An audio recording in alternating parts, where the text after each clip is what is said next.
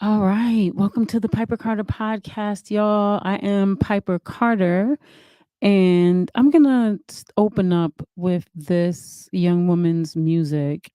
Her name is Monique Ella Rose, and um, her song is Can't Get Enough, a Love Odyssey. And she's from Detroit, Michigan, and this is produced by Detroit's own Pirahnahead. So listen to this beautiful song.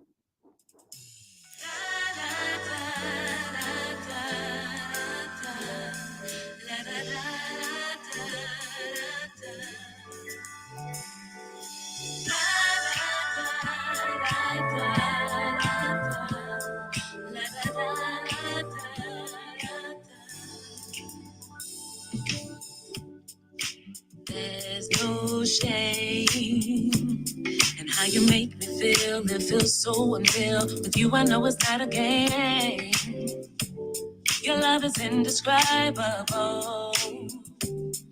You've been there for me in my time of need, and you've never let me go. Even when I was afraid to give you my heart, you said, trust my love will never depart. Yes, you got me convinced. I didn't think this could exist. No matter sun or rain, you've been by my side. It can be denied. For love, like my love, don't wanna know what I stand for. You by my side. You and I cannot get enough. And this is beautiful. I get butterflies when I hear your voice. I know I've made the right choice. Your words are edible. You're a whole million some. We can weather any storm. You see me for who I am.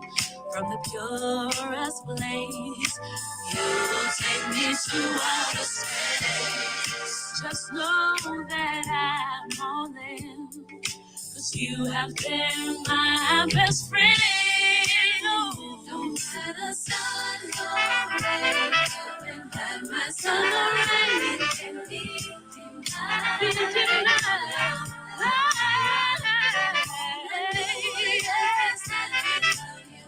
I can't live without you. No.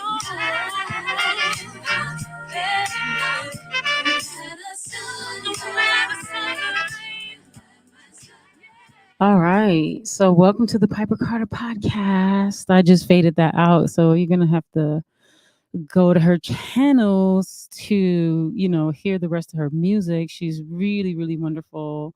Monique Ella Rose. And if you go inside of the description, I pull all of her links and everything inside the description. Yeah, so thanks for being patient. I had a little bit of technical challenges trying to get up and going, and I have some great guests here. I'm going to throw the flyer up so you guys can see on Sunday, February the 27th, in the year of our Lord 2022, at the International Institute at 111 East Kirby in Midtown. Shawn P. Entertainment presents the Vagina Monologues, y'all. All right, yeah. So this is pretty interesting. So I am going to start with the show's director. Okay, I'm really excited to hear from you. The Vagina Monologues is and it's an institution. It's been around in Detroit. We're celebrating the 30th year this year, right? And Yes. so it's quite an honor to have you and some of the cast members um, that are going to be, showcasing your talents and your stories. And so, yeah, so let's just start with you and just tell us a bit about yourself and your role here with Vagina Monologues. And Okay. welcome, Nay Renee. Welcome, the director of Vagina Monologues. Thank you. Thank you so much for having us on the show. This is awesome. A wonderful experience. So I am Nay Renee. I have been directing, I've been acting, directing, producing, and writing for several years. Acting since I was 3 years old. I'm way far from being 3 years old, so you can just imagine how long that is. Um, I was given the wonderful opportunity to direct this show, the Vagina Monologues. I think you and I talked about how cool it is to have a man actually produce this show for all these number of years. And it's my turn up at bat to bring a little different spiel to the show. And I'm working with some wonderful ladies, 17 beautiful, talented young women who are just awesome. Just awesome. Tell me about yourself as a director, like, what your path has been, or like what's your story. I mean, I know we have a lot of Sure. other guests, but as much as you can tell us for now. Yeah, sure. So, like I said, I started acting at the age of 3, right here in Michigan. I'm not originally from Michigan, but I came to visit my mom and her new husband at the time, and they saw something in me that at 3, I mean, who knows? And I started doing talent shows for a gentleman. His name was Jim White, and he had the Stars of Tomorrow talent showcase. At that time, we had the state fair here in Michigan, and I would perform actually as a comedian at the age of 3. Isn't that crazy? But I won several contests, and I figured this is what I want to do for the rest of my life. And that's what I've been doing. It went uh, from acting to writing, because a lot of times for me, and this is no slight on anyone, but a lot of times for me, it seems like people get the lines a little blurred between musicals, stage plays, and stage performances. So instead of allowing myself to keep doing, going in a circle, so to speak, I decided to start writing my own. And I've written 2 very successful plays, In My Father's Footsteps and I Gotta Love You Till I Die. Um, and from there, I decided, okay, the backstage is really where it's working for me. And God has totally blessed me with a third eye, I believe. And I'm doing pretty well as a director locally around here. So yeah, that's it's my passion. I eat, breathe, and scream it. So yeah. So yeah, so thank you for that, and also too, tell us how you got started with the Vagina Monologues. I got a call. I have been kind of following it, following Shawn P. And I got a call from him. I got a call from him. And he's like, hey, Nay, would you like to, finally do my show? And I jumped on it because who wouldn't want, the Vagina Monologues on their resume? I mean, this is a phenomenal off Broadway play that ran and still running for many years. So, yeah, I jumped at the opportunity. Yeah, and so how many is this your first time doing the Vagina Monologues? Yeah, this is my Okay. very first time doing Vagina Monologues, and it has been a handful, but I wouldn't trade this opportunity for anything in the world. This has been great. And then, so how long have you been working on the production of it? We've been working on the production now for, I would say, about 2 months. We didn't have everybody we needed at first. That was a bit of a struggle, especially with the pandemic and everything going on. It's not like it used to be with theater, with getting people and keeping people, because, people fall off, uh, unfortunately, due to the pandemic and such. So, yeah, that it was a bit of a struggle to finally get it fully cast. And we're talking like 17 women. So, you can just imagine that's a huge cast.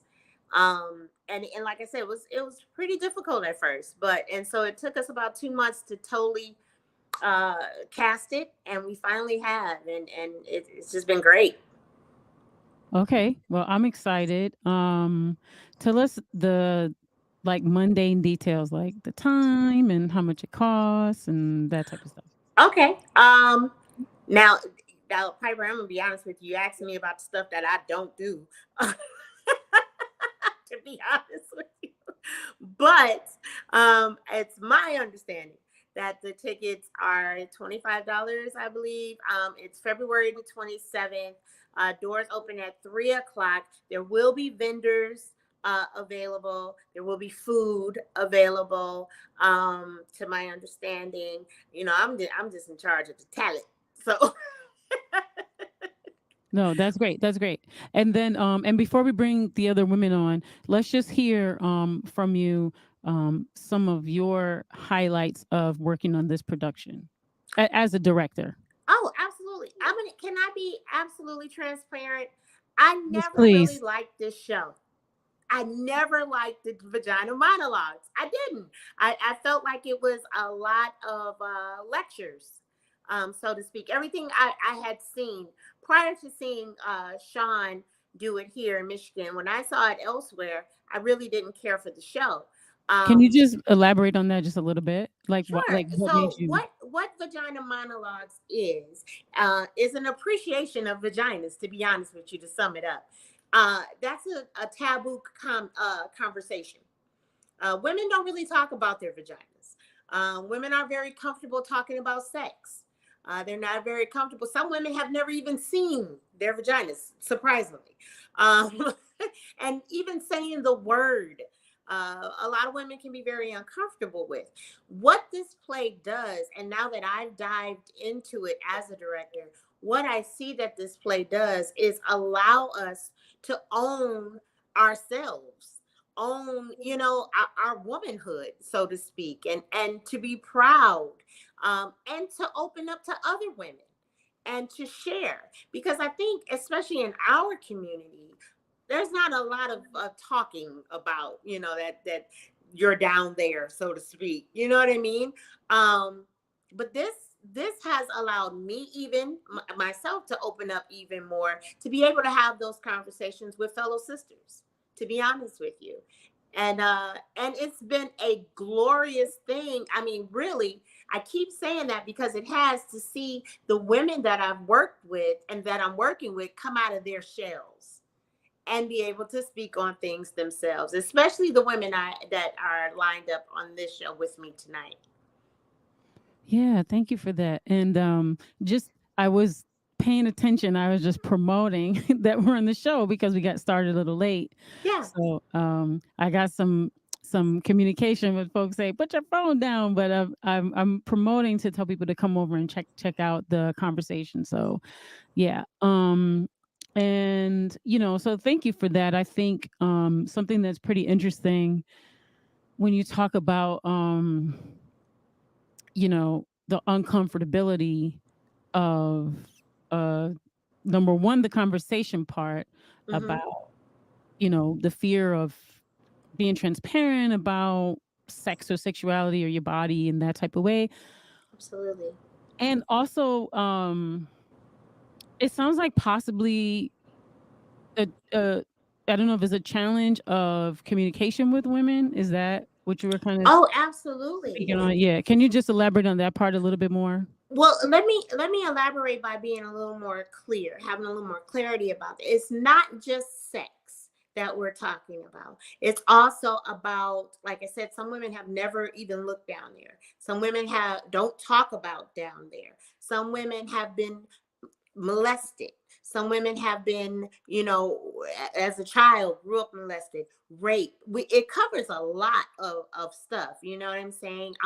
It covers even homosexuality. It covers reproduction. It covers so much. So I never want people to think it's just straight sex. Even when people hear the title of the play. They're like, what? But what it is, the reason why I feel that title was even chosen is because we as women have vaginas, and we as women have stories to tell, about abuse. I mean, it covers so many levels that we as women go through, that a woman would be doing themselves a disjustice by not seeing this show. Yeah, so thank you for that. And Yeah. that is coming from the director of the upcoming, um, production of Vagina Monologues that's going to be in Detroit on November the 27th at the International Theater. I keep saying that in case February 27th. February 27th. Yeah, February 27th. Um, and look at the description for, more of the info. So I am going to bring in Miss Valerie. And hi, Miss Valerie. How are you? You're one of the do we call you an actor in this production? Is that the Oh, proper yes. term? Actress. Actress. Okay.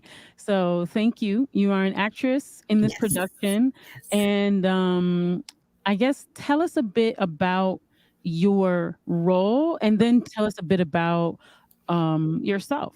Okay. Well, like Nay Renee said, the play is about different aspects of females and what we go through as females. So I am portraying the angry vagina. And so what I talk about is basically what we go through as women, the things that we don't talk about. Um, the whys when it comes to our gynecology review, exams. Why is it like it is? When it comes to the products that we use, why are they the those type of products? Why is it the way it is, um, talks about, you know, just being angry, why can it be this way instead of that way? And so you have to come to the play to really get real caption of how angry I am. Yeah. But And so but tell us like a bit about yourself cuz are you would you classify yourself as relatable to your character per se? well, yes, I'm relatable to mostly all of the, you know, I think everybody is relatable to all of the characters in the play. But with this one, definitely because especially when I go to the doctor to have an exam, you know, when the doctor says scoot down to the edge of the table, and then you get those duck lip things shoved in you, and then they crank it up, and it's like, wait, hold on. So, um, just the whole product industry of what we use or what we've been told to use. I mean, it's just 2022 where they came out with new products so that we can use for our monthly menstruation, So it's just been the pad and the tampon, you know. But again, yes, my vagina has been angry. Okay. And then so the piece that you're doing, Mhm. is this a like a written piece that you've memorized or is this something that you've written? No, this is part of the original Vagina Monologue. So this is something that I did memorize. Oh, okay. Okay. And so um is this like you were like I want to do this piece or were there different roles and then you auditioned for different roles and they were like you would be great in this role or how did that process go? Nay Renee is the one that definitely said, nope, you'll be good for this one, you'll be good for that one. So she's the director. She is the one that put me in this role. And I thought, Were you surprised when you I got the role? was. I really was surprised. But Which role did you think was you? Like when you were reading and you were like, "This one is actually me," and then you're like, "Oh, wait, okay." you know, this is my second time being in the Vagina Monologues. So I was woman number 2. So I thought I would be I was there. Because I have been I've had a child, or there was another one I thought I would be. There's a couple of them I thought I would be, but I never thought the angry one, because I'm always kind of jolly and fun, festy, and everything. But this pushed me, and I definitely, I think I've made Nay Renee proud. And so, did you have to, uh, watch different actresses or like dig into, different memories, or how did you prepare yourself for, uh, you know, becoming this character? Um, yes, watching different actresses, definitely. But you have to dig into, after reading the script, um, you have to create a character based on the words. And you have to think about your experiences. Once you think about your experiences, and then, like Nay Renee said, a lot of women do not talk about their vagina. I have a group of friends where we do talk about things. And I just thought about the things that we've talked about. And so I put all of that into this character. And so that's how I came up with what I came up. And I added some things that Nay Renee was like, wait, okay, I really like that.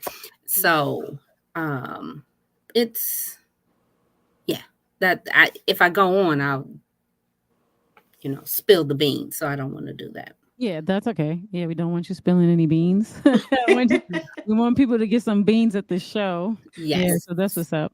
So thank you for that. And then tell us a little bit about like your path as an actress, Okay. how you came Well, to do this. okay. So, as a kid, I entertained myself as well as the family, just by doing things, impersonating singers, impersonating actresses, actors, anything I could. I grew up in a household where I was the oldest girl, but we had a lot of boys. So it was just my sister and I for a minute. And then the younger sister came about when I was 10. So we had boy cousins, a brother.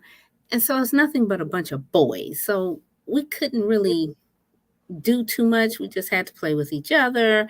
And so I just decided to, okay, let me just entertain everybody. Strict family, got to school. Everybody thought I was funny.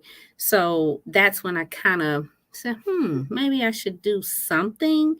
And that's when I started to go outside of my box, per se. Dabbled into some plays that, the church did. After that, went to college, Wayne State, under Gary Anderson, performed with him. Then I went dormant. But it sparked back up after my first divorce. And I said, this is something I need to get back into. But because I was single parent, I had to work 2 jobs. I said, I want to make sure that I get back into this because I really, really love it. So when I came across Shawn, it was 19, yes, 19. And I don't even know how he got my name, but he got my name. And I want to say it was through Ursula Walker. She's an actress and singer. And she did a play where it incorporated the audience. And when I say, I think I was the only person in the audience that went along with the play. And they were like, okay, where have you done what plays were you in? What have you done? I was like, no, I haven't done anything in years. I really want to get back into it. Then I got a call from Shawn, went into the Vagina Monologues, and here I am. Okay, now that was the first production that you're talking Yes. about. So with that one, were was your experience, because you said my first divorce. So when you said my experience, I'm wondering, are you talking about woman number two for that? Woman number two. Well, no, it wasn't. Woman number two didn't get a divorce, but I was just saying my first divorce. That's when I wanted to make sure that I got back into this. So, Yeah, no, I got you. I got you. I was just mhm. clarifying that for the listeners. So yeah, no, I mean, okay, I'm gonna bring some more women in because we can go all day. Yeah, so Valerie Foulks is one of the actresses that Yes. is going to be in the upcoming production of the Vagina Monologues. I want to bring in Tierra. Um, hey there, Tierra. How are you? Hi, Piper. I'm great. And yourself? Great, great, great. Now I know Tierra in another capacity, but you're an actress. Yes, I am. I actually like Okay. the term actor, actually. I don't like Okay, so you're actress. actor. Okay, so you're actor. Yes, Okay. because we all equal. Yeah. Okay. And so tell us a little bit about who you are going to be this Okay. time in this production. Oh, for this production.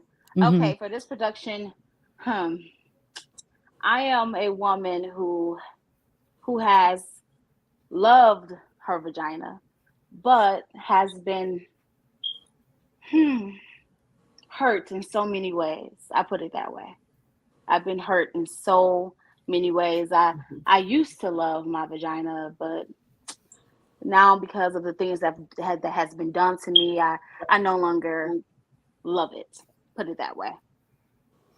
Okay. Is this your do you have experience being an actor Yes. before this? Okay.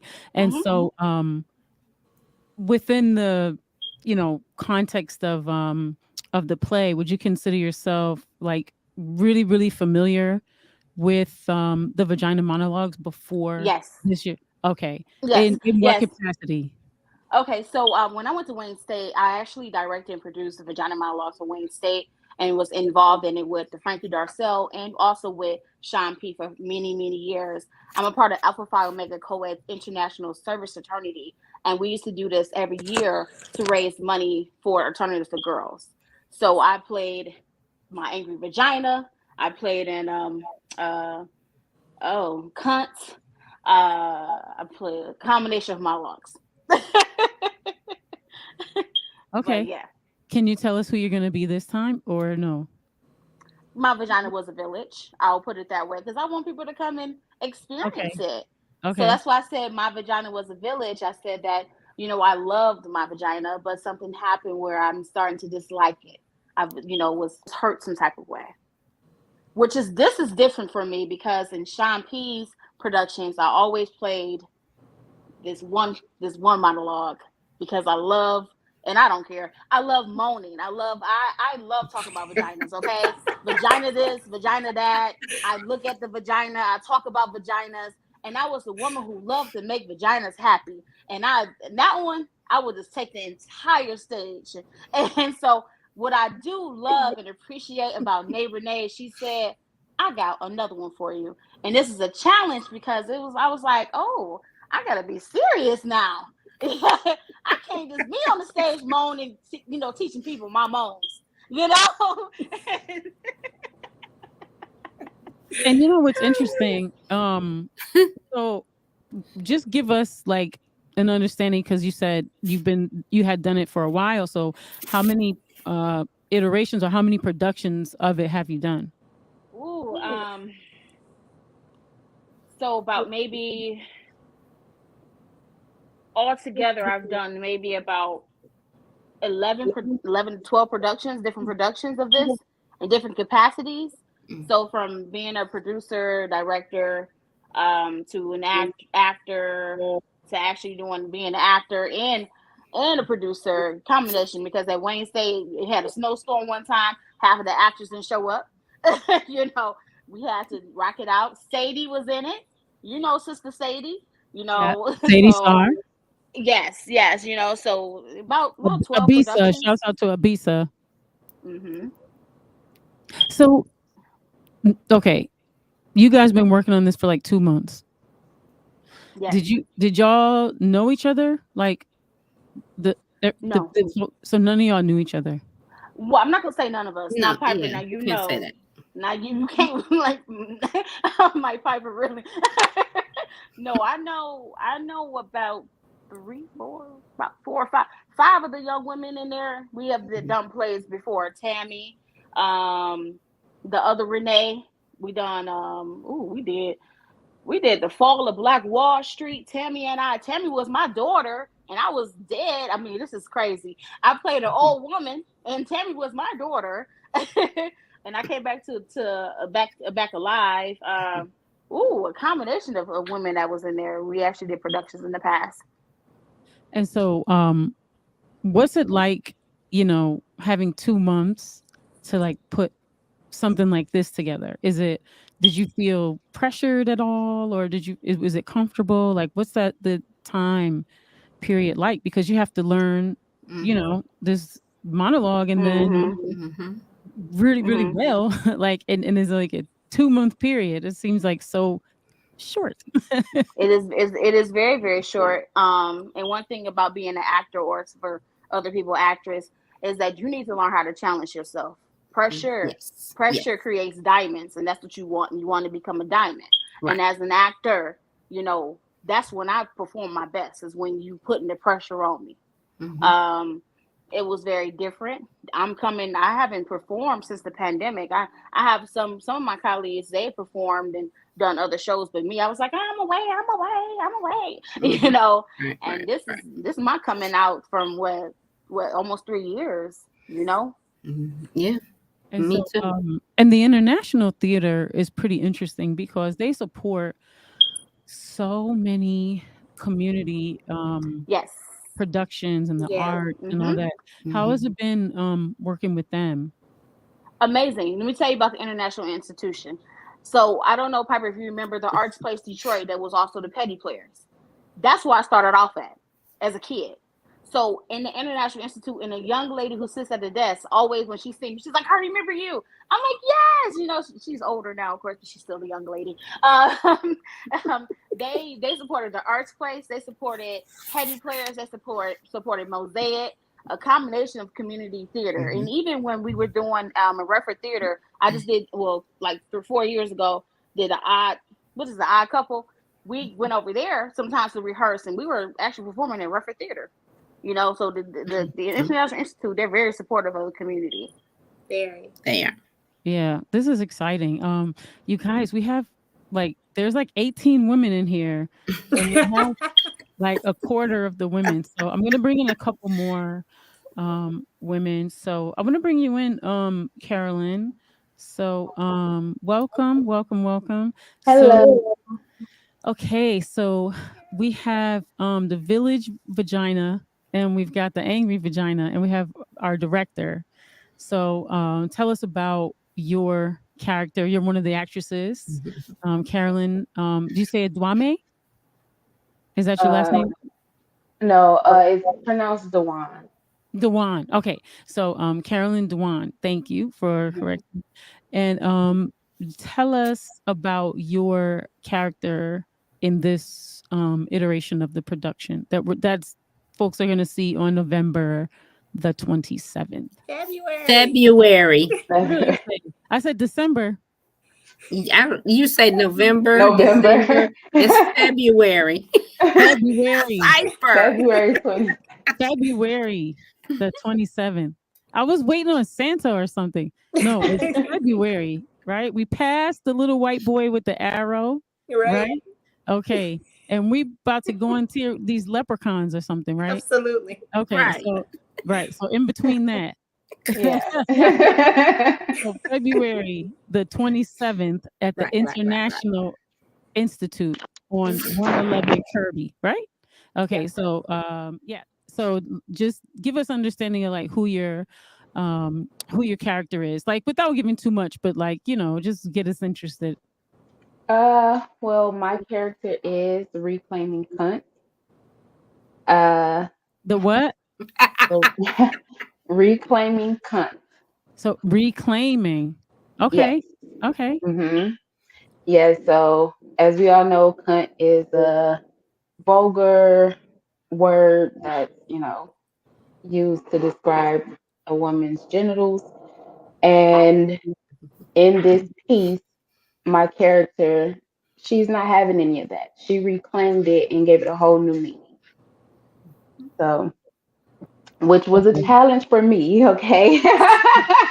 It So was a challenge. yeah, let's talk about that for a second because you know I'm a Gen Xer, so like growing up, in the 70s, like that was a word that would make you fight. Like Yeah. you put hands on people if they call you that. But we Hmm. don't put hands on people in 2022 though. But I don't know about it. Like, no. but yeah, so that's very interesting because at this point we've been through the slut walk, there's the whole sex positive movement. Mm-hmm. Yeah. There's Yeah. the pro sex worker Yep. movement, the no shaming. Mm-hmm. And so, yeah, I want to like maybe dig into that without giving away like your monologue or the things you talk about there, but just Mm-hmm. societally. Um, where did you go to look to maybe get inspiration or, to have you think about this character? um, Honestly, to bring forth what I needed to bring forth out of this character, I actually just had to tap into my own fears. Um, it was like I tried to get out of some stuff here and there a little bit. Like I'm like, Nay, like, do it happen? Like, I really gotta do this? Like, it's really meant to be like this, And she like, yeah. So I really just had to just tap into my own fears and like take myself out of like use the fear to drive me to go ahead and push through. Mm-hmm. So, do you mind sharing, like, without being so vulnerable, but maybe in a general sense, like what the fear was around? Um, I guess sexuality, I guess, because growing up, like I was, like she said, like women never really talked about their vaginas. So it was a lot of stuff that when I grew up, I was told, you don't do that, don't talk, a lady don't do this and a lady don't do that. So it kind of like outside of the bedroom, it kind of like talking about my vagina and sex. Like even sometimes at the doctor, when it's time to get up on that table and pop your legs open, I'm still got my knees together. They're like, relax, calm down. So it really just the sense of I guess owning my sexuality. Mm-hmm. Right. And so, and that's interesting. Okay, I'm gonna tell y'all a quick story. It'll be ever so quick because I'm long winded, but this was really actually gonna be quick. Okay. And Shawn is on. Peace, Shawn. I don't know if you guys are in the chat. Shawn is the producer. I have a question for Shawn, but I'm gonna save it for later. Um, so around 20 11, I do social justice, right? And a lot of it is centered on what you would call like women's rights or gender justice and this kind of thing. And so we Mm-hmm. went to this training at this social justice institute, if you will, and Mm-hmm. that we had the different trainings and the different all the things, right? And so one of the trainings was in it was the first time I'd ever heard about the pro sex worker movement, right? I had never heard about this since before like this training in 2011. So we go to the training and I'm not going to front like so the trainers were of the profession, right? Like they're from that community. And Mm.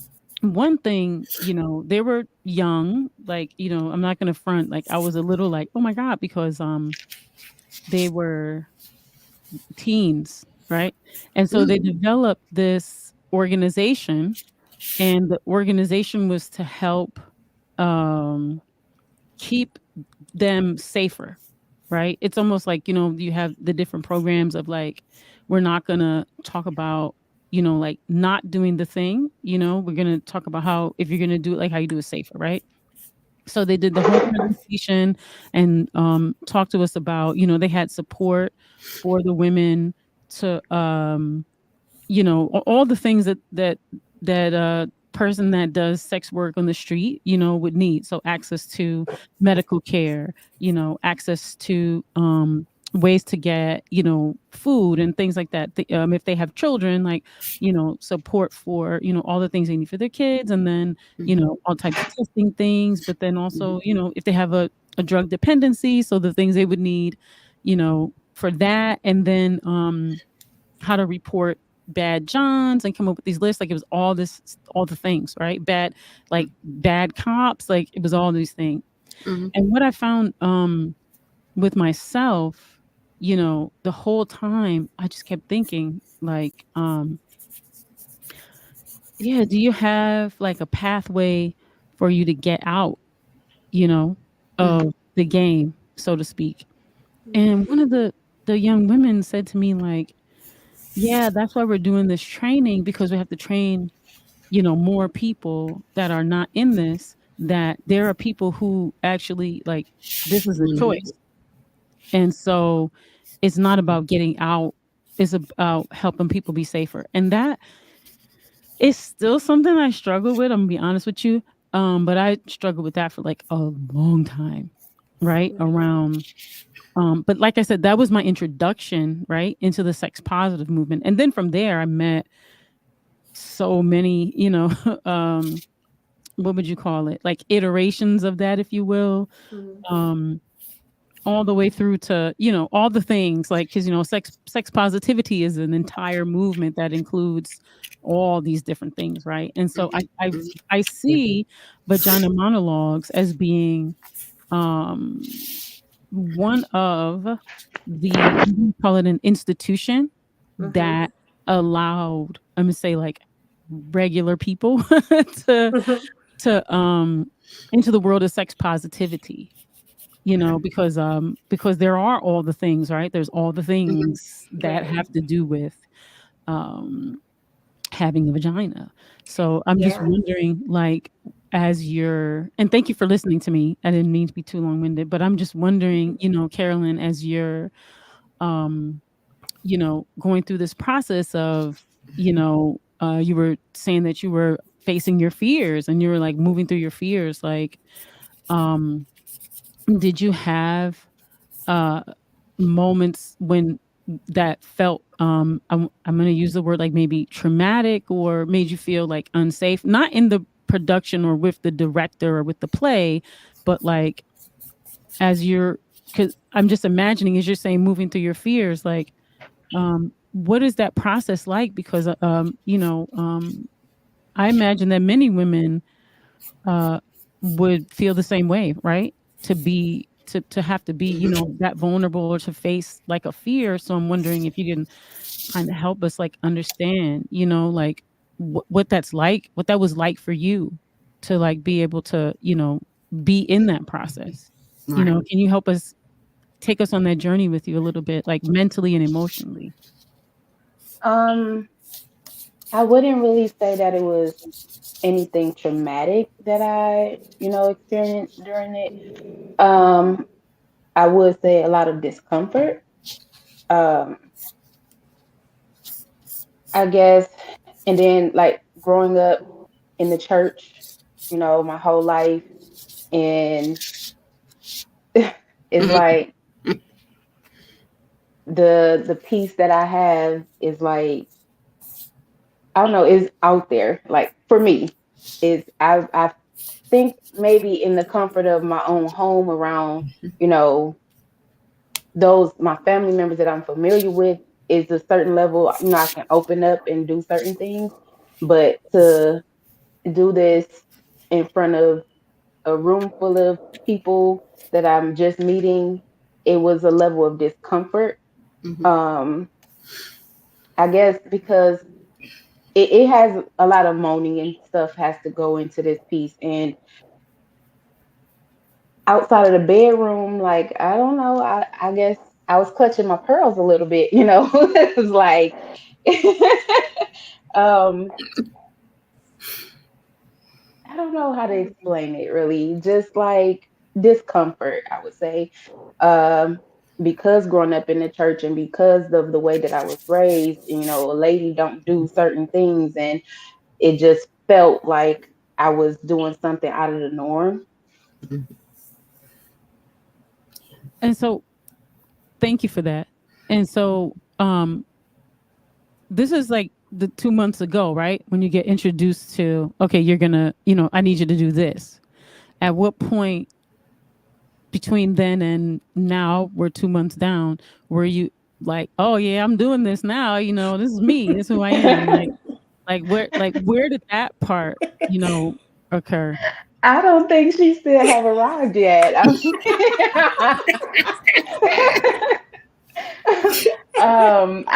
still get nervous about it. We have rehearsals tomorrow night, and my palms are getting sweaty just thinking about it. So it's still a process for me. It's still a process. Yeah, and thank you for that.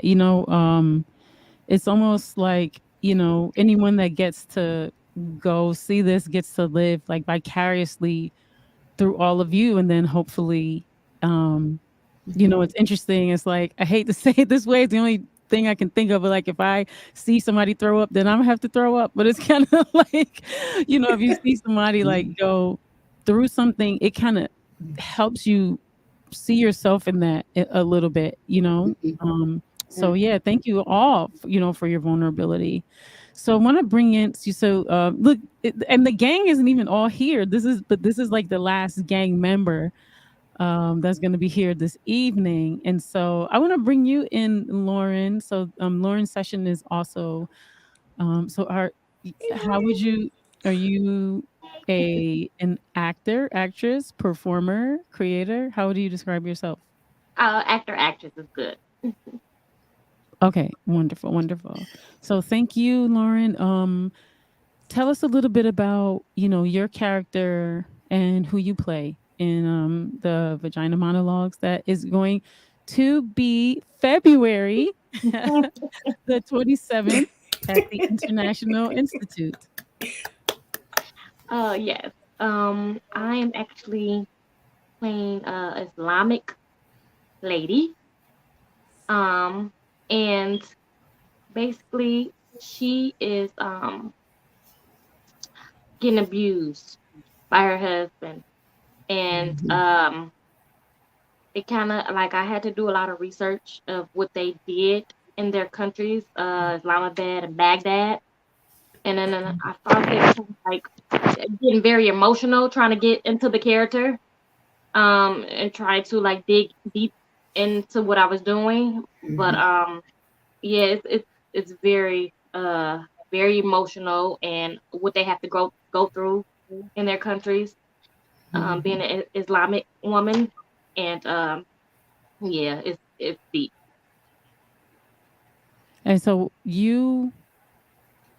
because it's weird to have the conversation when with the show, because it's like it's hard to ask you guys questions without giving the show away. So we'll just talk more about like your preparation, like for everyone else, about the show. So Mhm. how did you um prepare yourself, because that is pretty traumatic, um going through Yeah. any form of abuse. And so how did you, I want to ask you two questions actually. Like, one, how you, prepared yourself for the role, but I also want to ask you, Mhm. did you, and if you did, how did you protect yourself um Mhm. in this Good role? question. So yeah, thank you.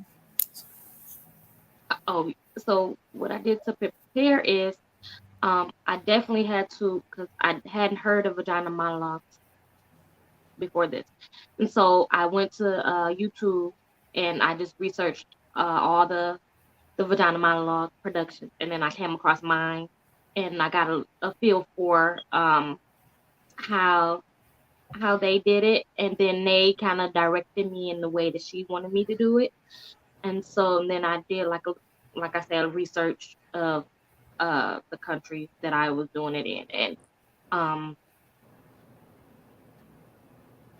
it just like brought me to a place like, so I'm last, and I have like the whole room probably crying after I finish what I'm gonna be doing, because it's very touching, and it's Hmm. just, yeah, it's a lot. It is. And now, I know, like, uh, in the was it the Django movie? I know Jamie Foxx talked about how uh, there were, moments where they, kind of I don't know if it like went back in time. I mean, like, just, them taking themselves back, right? As a portal, right? To be like one with that character. Hmm. I'm wondering, like, my father's an actor, and so I used to practice with him, so I kind of understand actors, but but I'm wondering, a role like that Hmm. seems as though, to make that sort of connection, it seems as though you would have to maybe let down, you know, some sort of wall, right, between you and the character. But then, Correct. like, at the same time, there has to be a way that you also like protect yourself, because it seems as though sometimes with some of these characters, those things can really Mess you up in take your you to mind. a Yes. place. Mm-hmm. And so I'm wondering, like, yeah, how do you deal with that, with your life, like, while you're going through the process of being this character? Mm. Yes, it's been a struggle. Because I used to have like nightmares about it, about what they go through, and so right now, I was taking an acting class, and they kind of prepared me of how to get out of that, where I can like separate myself from the character, Mm. and just like basically techniques like meditation techniques, and um different ways of dealing with stress relieving music, and just, different things like that. Being with my family, just doing things to kind of distract my mind from that has been working for me, to get out of that. But every time I do it, I kind of relive it, but it's not as bad as it was before, because those techniques have helped me tremendously.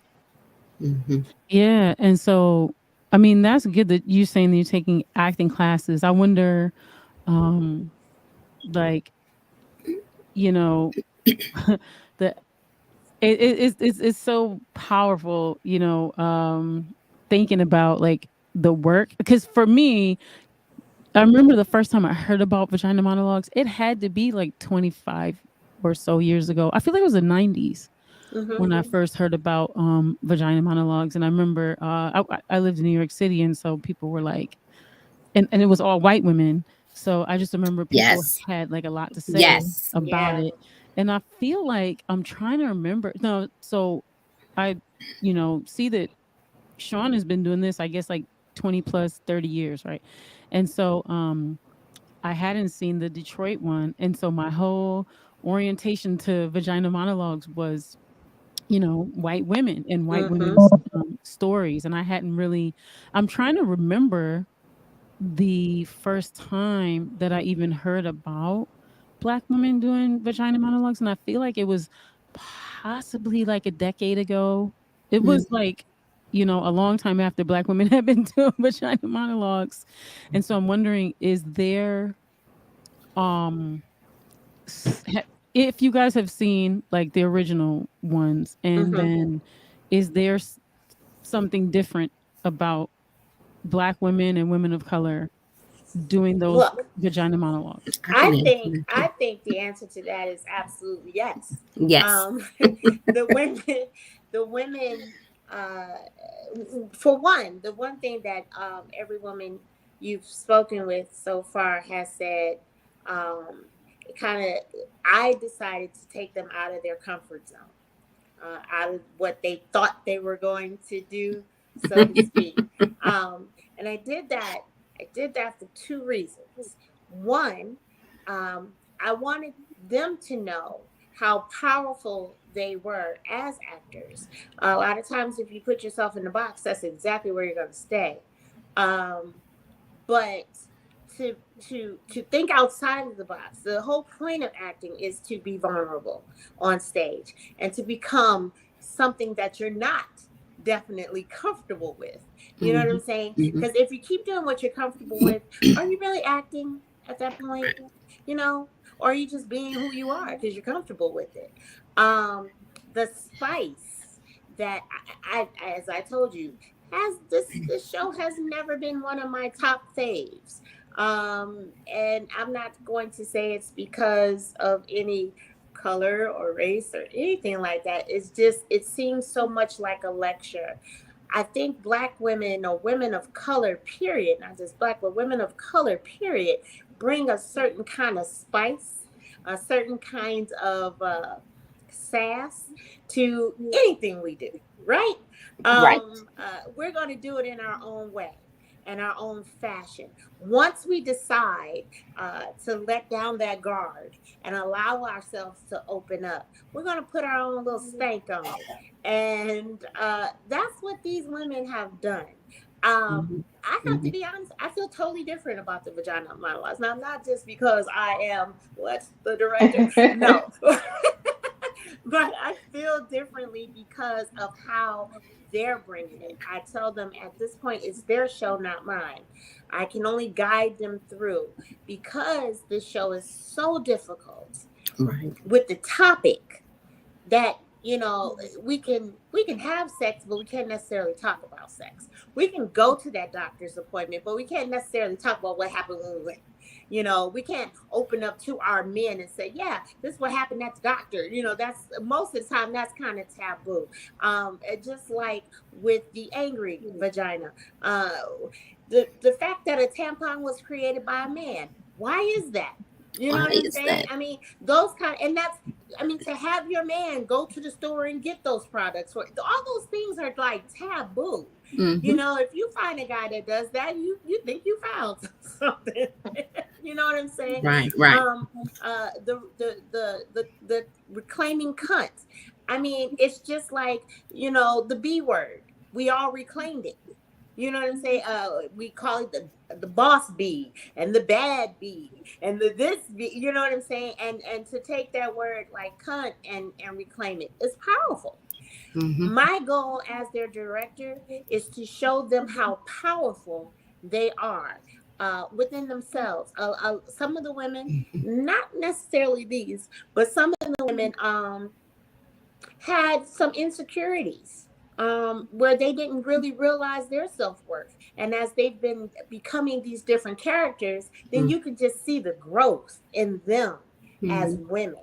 So for me as a director, it's not really about the vagina monologues. It's about women of color gaining our power back, gaining our worth back, knowing who we are, and being able to stand flat footed and say, this is what I'm talking about. I own Hmm. this. You know, it's like I keep saying, it's been such a joy. And I picked these women to come talk about it because they're some of our most confident ones. Even Karelyn, even though she had some issues at first with their particular monologue, and so Yes. did Lauren, because it's such a sensitive subject and it's hers is so emotional. I'm glad that she stated about taking classes. You always should take classes. Never think you've reached your Mm-hmm. peak. Mm-hmm. But it is a vulnerable state that you put yourself in, and you have to know how to come up out of that, and come out of it safe. So I was really grateful to hear her say that, and I was just pleased that everybody said the same thing. Yeah, I didn't think I was gonna do that, but then they said, I thought that was awesome. And so I want to bring you back in here. Where'd you go? Tierra. There you are. Yeah, so Tierra, you have been a part of a lot of different what would you call them? Programs. Productions. Well, just like programs for like, performance and, art and this kind of Oh, thing. So can you talk about the Detroit, what would I call it, scene of acting? Can you tell us about that a little bit? hmm. That's funny. I was just talking about this to someone. Um, hmm, see, why you had to ask me that question? Okay, okay. So the Detroit scene, when it comes to this, it's a revolving door. Some people are seeking to learn more, like Lauren. Lauren is taking acting classes. Some people think they're going to be the number one star overnight. I don't know, and because they've been in multiple productions, because their friend was the producer or the director Right. and things of that nature, they don't even know that there's methods to acting. They don't even know the styles of acting. So it gets to be very, very, very, very deep. And with me, like, I'm learning every day. I've studied in Detroit, I've studied in New York, I've studied in Atlanta. I have not went to LA. Well, I was in Anaheim when I was in Disney, but that's a different that's all different. Flavors. Musical productions is totally different from theater, you know, Absolutely. and film. Oh, that's a whole different ball game. But people, I don't know. Detroit's like a little LA. Everyone wants to be actors, actresses, actors, models, and things of that nature. But not a lot want to learn. And so learning, people don't understand learning is the number one tool, because that's how you become one of the dopest actors. Is going to meet people like Nay Renee, who has a different experience than Lauren does, that has a different experience than you do, Piper. Because Piper, you're super dope when it comes, especially to this hip hop. You know what I'm saying? So it's Mm-hmm. like you Mm-hmm. gotta you gotta be open and willing to learn. But Detroit mentality is all we are. We Detroiters. We gonna do this. We the hustlers. Not Right. the Right. learners. We the And it's hustlers. We don't want to interesting, learn. like my dad and my mom and a lot of my family, aunts and uncles and things were a part of helping create the Detroit theater scene, if you will, right? So Hmm. Detroit Repertory Theater, Concept East Theater, like all these different, theaters, and they were doing, all the black productions in the 60s and the 70s. And so growing up, I saw theater, and dance and all of that was there was a lot, of it that was here, right? All the way from, independent productions to like the biggest productions, would come here. But then after some time and some restructuring of our local government and some decision making, that the arts were not worth investing into, whether through schooling or whether through, professional means. The city lost a lot by way Yes. of people leaving because there weren't opportunities here, by way Right. of losing funding. And so a lot of these, organizations and things had to close. And then, a lot of the places where you could go get education closed. And so it was in theater and, it's all the arts in Detroit. So Mm-hmm. now fast forward to like 2022, there's all of this like funding and all of this Yes. conversation about what's a good idea? This is what New Detroiters say. What's a great idea? We should like start investing in arts. And we're just like, wow, we've been Trying begging to for do this that for like forever. 40, Yeah, 50 been years here all along. to get our funding back. And so now there's a lot more funding, but the funding I see is more in the visual arts. So a lot of murals and this kind of thing. And I'm starting to see there's a burgeoning like music industry that's kind of bubbling. Mm-hmm. There's a little bit of a fashion thing that's making a little noise. Mm-hmm. And then Detroit A hint film of has, vocal. yeah. Yeah. And Right. and film has kind of blown up because like all my friends everywhere else know all the hood films that are On on Tubi. Tubi or whatever from Right. Detroit. I'm Hmm. wondering though, theater.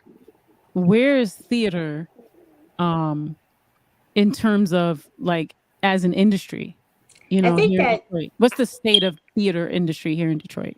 I think the theater is starting to be a lost art. And I'm not saying doing film is easy. It's not. It's all about putting in the work.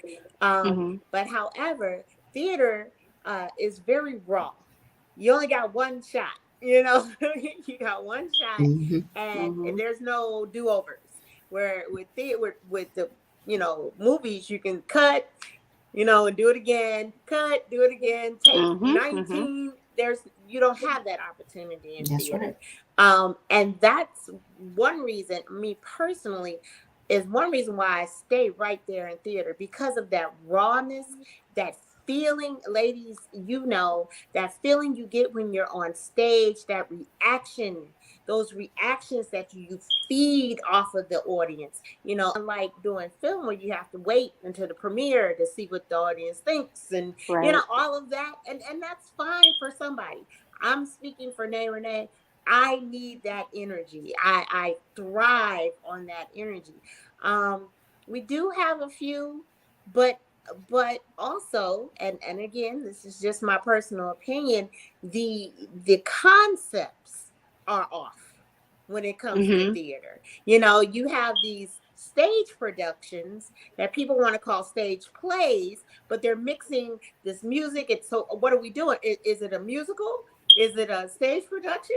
Is it a stage play? What is this? Yeah. and And it's and hype because too. there's no real studying of theater, the Mm-hmm. techniques, the art of it. It's an art in its own realm. It's an art. Because there's no studying of it, it's getting lost, and then the appreciation. You have no idea, and maybe you do, how many people have never even seen a A play. stage play Yeah. in their 50s, in their, what I'm saying? I'm like, what? You never, how dare you, Right. what's wrong It's by true. it? But yeah, so for me, as a director, as a teacher, I want to say, hey, have you ever seen a play? And when I show you one, I want to show you a good one. I don't want to show you this, hood stuff that's kind of predictable. Yes. Right. Right? Right. I don't want to Yeah. do that. So yeah, it's all about who we have right here on this podcast. It's our goal, I think, should be to make theater great again. Okay. You're funny. Yeah. I caught that one. And so I'm also wondering, like, can you guys, okay, can y'all name some of the theaters just so that people know like where they can go to see plays? Now let's just be clear. We're going to use a definition right now. It's called a play. That's right. We're not talking about a concert, right? We're not talking about a musical, Right. right? We're Wait, not. Right. but are we talking about the baby daddy's drama? Which one No, are we we ain't talking talking about about? baby daddy's drama. We We're talking talking about about real. a play Okay. that's been written, right? That Mhm. has dialogue in it, right? That possibly has some monologues in it, right? That has direction, right? Like direct, that yeah, like a play. So I just want people to understand, where they could go in Detroit to see theater. The Repertory Theater. Definitely. The Radford Theater. Mm-hmm. Um, It's the Royal Oak Theater. Yeah. It's one more Royal Oak. What's the other one, Nay Renee? What's the other one? Stagecrafters. Stagecrafters. Let's not forget Detroit Public Theater. Yeah, Detroit Public Theater. Definitely. Gym Theater. Music hall, because there's still some things that's done There's in still music hall. The Hillberry. Hillberry. The Hillberry, the It's a little Barnsdale, bleak. the Studio Theater. Okay, Wayne State University Warriors. I'm sorry. Okay. Hello. Can't leave that out for sure. Whoa. The International Institute. I'm just saying. February 27th. Oh, sometimes. Hold on. Wait a second. Pause. The Charles H. Wright Museum. Yes. Absolutely. Okay. That was passion. I'm sorry, y'all. Don't know. We saw it. It came from here. Heard it all in you, girl. Yeah. The Children's Museum. Because sometimes Mosaic does things there as well. Mm-hmm. And they also do things at the DSO as well. Yeah. The Opera House. Okay. So thank you. The Fisher the Theater. Fisher They Theater. got house there. Do they do Theater, plays right. with the Fisher? Mhm. Does the Fisher does plays without music? Sometimes, they do yes. both. Okay. Mhm. They do both. Okay. But Yeah, you and can it's get funny. I used to quality work musicals there. if you go there for No, sure. they do quality musicals. Yeah, Yeah. it's not like every other line is a song No. describing where I'm about to go. Wait, but Hilarious. in that defense, okay, some people like musicals, okay? That's true. They're Like, trying to sell I some would love tickets. to be in the musical of Rent, even though I don't think they're doing it Oh, anymore. absolutely. But I would. That's every other line you're singing. I will do it. But again, we're talking about quality, not quantity of music. We're talking about quality. That Well, pushes the story along, like a Hamilton or a Rent. You know what I'm saying? It pushes the story along. Not, I'm like, why did we need that song there? Okay. You know I what's got you. funny? Yeah, like I remember the debate happening like the late 70s into the early 80s about, film is gonna kill theater.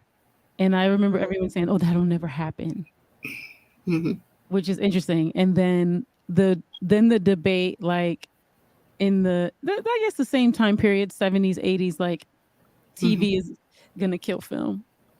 Yeah. And people would say, "Oh no, that's terrible," but it's kind of interesting. And then there's the whole, what's funny is like there's so many of my peers who have gone to go, work for Tyler Perry, and he's built the whole, universe, in Atlanta, which is interesting. But I remember just being so frustrated, my friends being frustrated about those plays in the 90s, and it's not just him, it's, mama this and mama that. Yeah. But what I think is powerful though is just the idea of where we came from.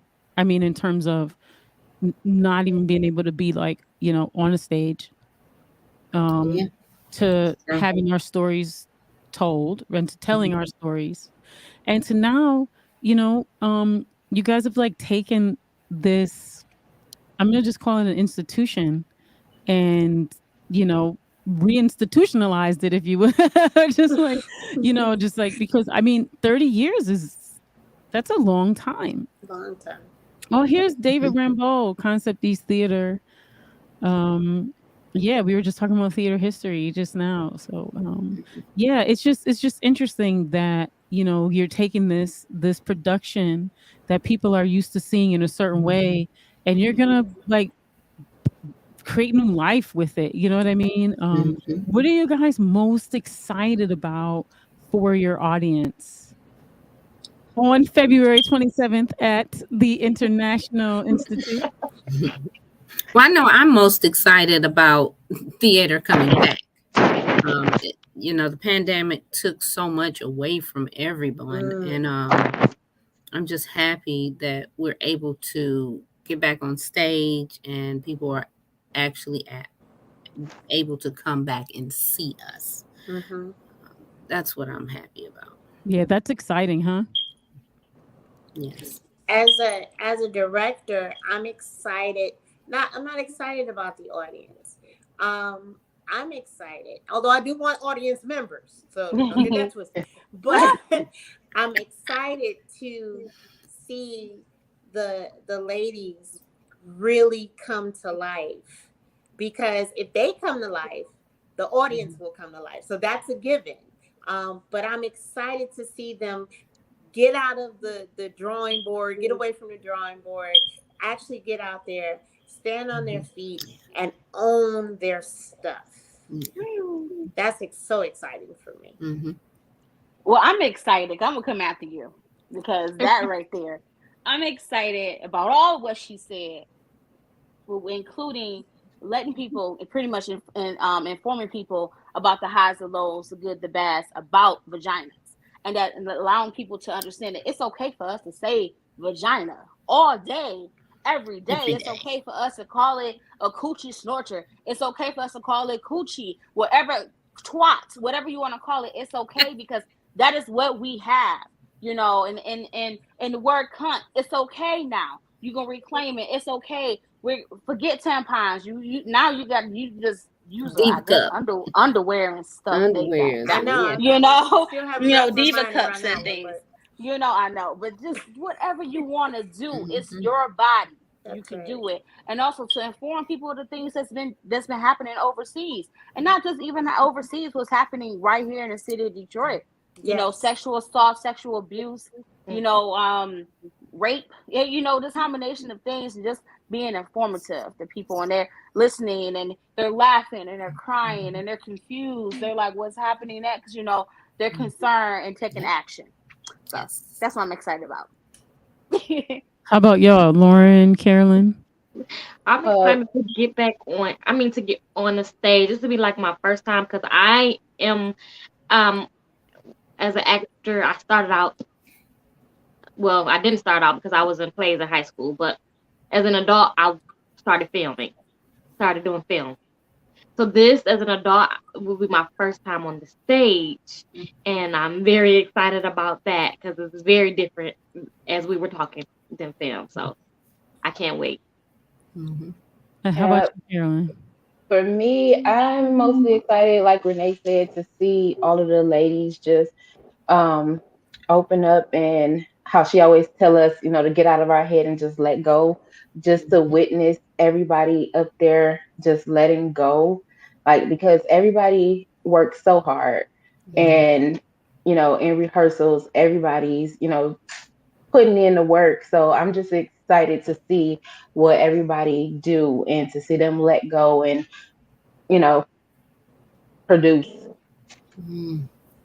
And so, Lauren, so you've been doing film, right? What would Yes, me you? and my buddy Karelyn, we are we call Okay. ourselves Ebony and Ivory. Um, how long were you? How long have you been doing film? Well, I just started last year for my birthday in July.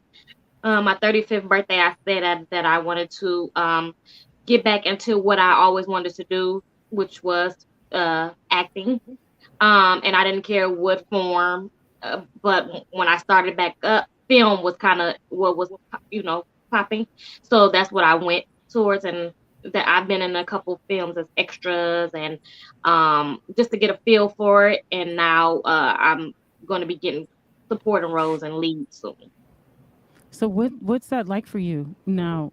The film scene here in Detroit, because it's got a lot of buzz, you know, like nationally, you know, and people are doing producing their own films, and they're just putting them, you know, out like on Prime or Tubi or whatever.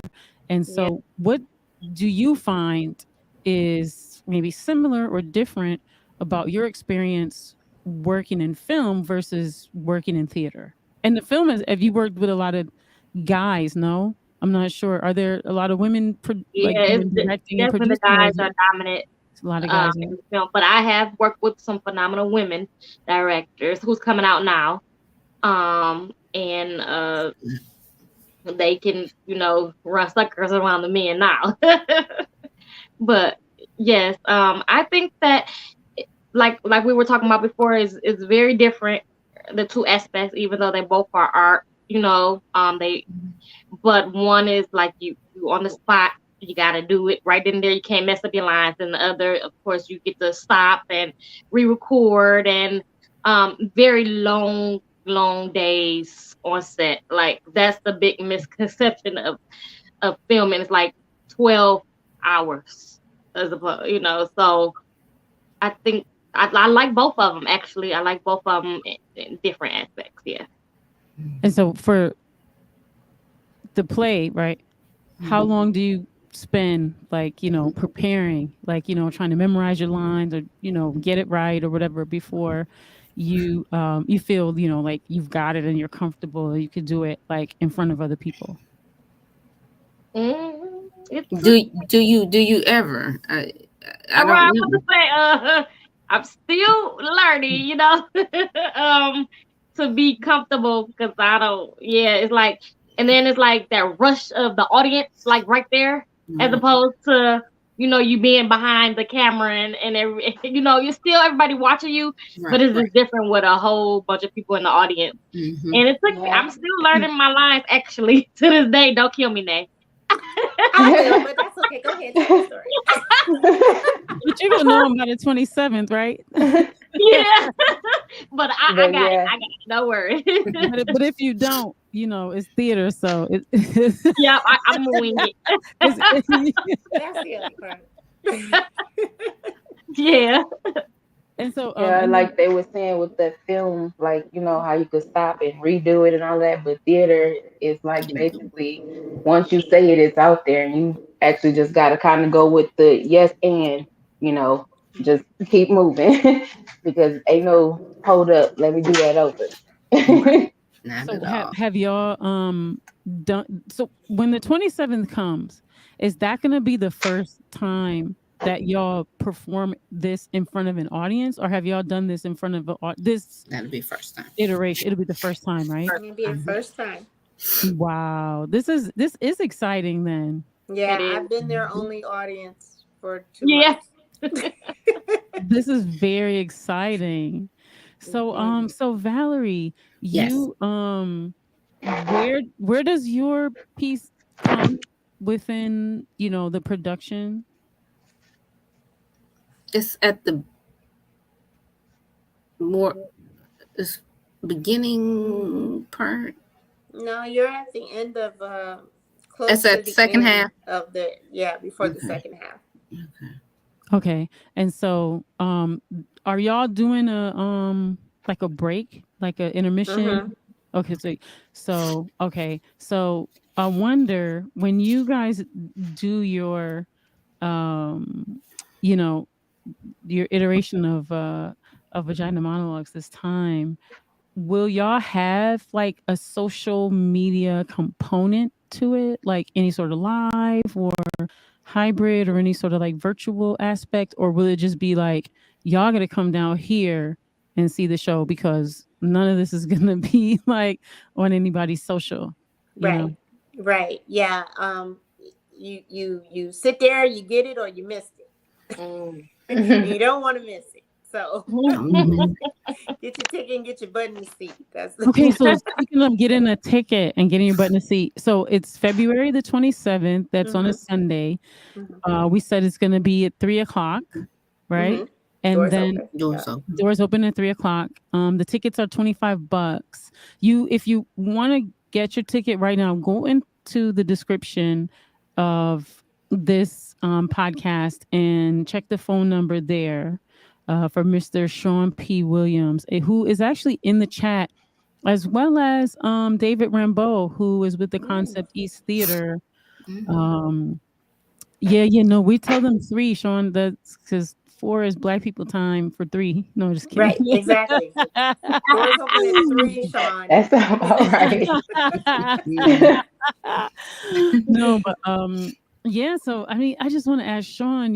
Like so many questions, but he was like, "Let the women go on there and speak." I Um, will say, mhm. like I said earlier, I commend Shawn Yeah. for doing this piece. I mean, out of all the renditions of this show that I've seen, I've never seen a man produce this show. for whatever reason. I don't know why. The fear of it or what, I don't know. But I really do commend Shawn and respect him so much for doing this show. I mean, kudos to him. Good job, Yeah, Shawn. shouts out to you, Yeah. Shawn, and shouts out to David Rambeau for sending me the email. Like you gotta, bring them on and everything. I've had Yes, a thank you. really fun time. Like you guys are a lot of fun. I'm definitely gonna come to the show. I'm gonna see Yay. how many Yay. people I can bring. It's COVID. I'll see who wants to venture out, but we're gonna go because you know what? International theater, they following the COVID protocols and Yes. Yes. is gonna be pretty safe and things like that. Yes. Yeah. So and then I'm excited to see some women from my hometown do this production. I'm sure it's gonna be pretty interesting. And this is really exciting. So I'm wondering, uh, it's so many of you because normally we say, but we're just gonna do it anyway.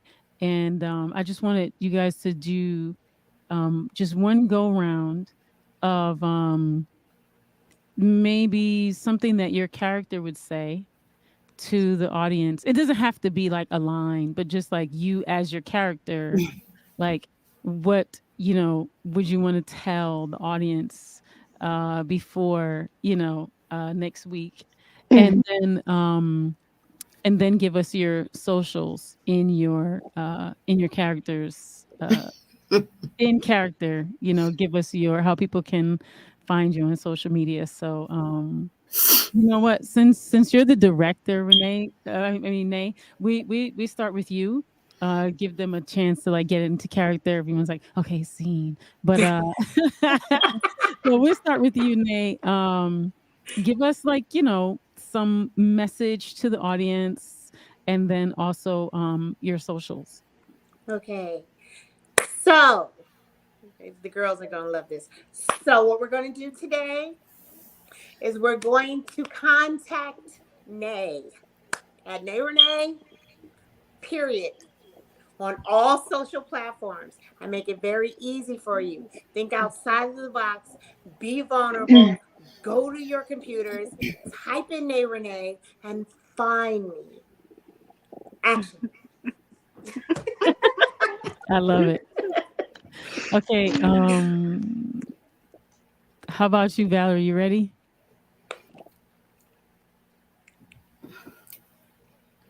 Let me say this. I am Valerie. Valerie with an A. Two of them. Valerie. Last name Foulks. Foulks. Type that in, you will find me on all social media platforms. Oh, I love it. You better get it, girl. Okay. You know what, Nay? Since you're the director, you tell somebody to go next. Okay. Oh, this is going to be fun. All right, Tierra, you're up. I knew you was gonna You call knew it. me. Ah. Okay. Okay, so you can reach me at TIERRALAJAY on Instagram and Facebook. I can't do it. It's hard. No, that was pretty It good. was like two different I was people. excited to see that. I feel so bipolar. I'm like, you can reach me. TIE, like, whoa, hold on. Oh, yeah. I'm Okay. sorry. Okay. Tierra LaJay. All right, here we go. I'm sorry, Karelyn. Come on. Y'all, I was not ready. you're always ready. Always ready. All right. Well, I can't. You can. All right. All right. All right. So I can be reached on Facebook at Karelyn Dewan or on Instagram at Love Karelyn. and y'all need to reach out to me. Y'all need to reach out to me. Follow me. I follow back, and we out. I mean, because that's how we do around here. Because we reclaiming all of that. Okay, and. Oh, okay. You Damn. reclaiming. And lastly, but certainly a great finale, Lauren. But I'm sad. I don't want to be sad with my socials. I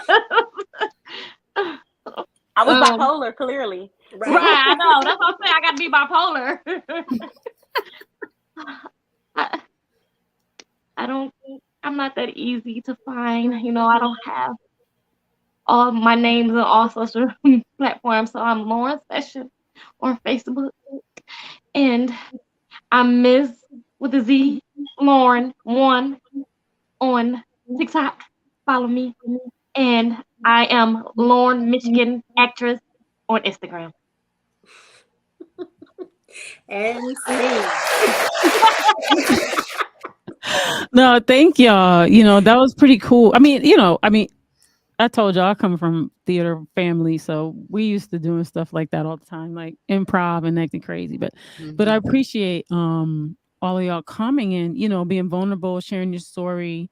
For those of you who are tuning in, and you're in Detroit on February the 27th, Yes. you want to get your ticket to go check out the Vagina Monologue at the International Theater. All of the information is inside of the description box here, but I want to thank this whole cast. I want to thank again David Rambo, Detroit legend in theater and the Concept East Theater, and I want to thank Shawn P. Williams, who is the producer of the Vagina Monologues, for bringing this to me and being like, hey, you got to check this out. I want to thank you, Nay, for just giving and just being cool and being like, we're gonna do this and don't worry, it's all good, and rounding everyone up and like, yeah, we want to have as many people as possible. This has been a lot of fun because I was like, oh my god, all these people, but I had a good time. You guys are like a lot of fun, so I'm gonna really be excited to see this show. I want to thank you, Valerie, for being so vulnerable and for sharing, of yourself. You're I want to welcome. thank you, Miss Tierra. It's wonderful to see you in this capacity. And I should have known you as a little actress because you be acting, don't you? No, just Oh, you mess. no, I love it. It all makes sense now. I love it. So thank you. Thank you very much. And I want to thank you, Lauren. You're a newbie. So I want to send you, lots of love, encouragement. Keep going and keep taking those classes. We're gonna see you you're gonna see you step into it and you're gonna be like, on cue. you know uh, and thank you, Karelyn. You seem like such an easygoing person, so I definitely want to see this interesting character that you've explained. This sounds like you're going to be transforming in a fun girl, so this is interesting. But yeah, and thank all of you, thank all the listeners and subscribers. We want y'all to like, share, and subscribe this episode in particular because we want people to continue to Right. support Vagina Monologues and these wonderful Yes. actresses. And we want you to continue listening to Piper Carter Podcast, where you can find us on all socials. We are on all your social media, but you can go to our website, pipercarterpodcast.com, and see, all the wonderful things that we're into. And also the Detroit is Different podcast network at detroitisdifferent.net and Detroit is Different on all socials. So this has been a wonderful, wonderful episode. I also want to thank Monique Ella Rose, who had that wonderful song that I played, in the beginning. It was so beautiful. So go into her socials and everything, which are down in the description box, because we definitely want to support Detroit music. All right, so that's all I got for y'all. And we will see y'all at the show. Yes. Yes. And we'll also see you next week. Peace. All right. Bye. Bye.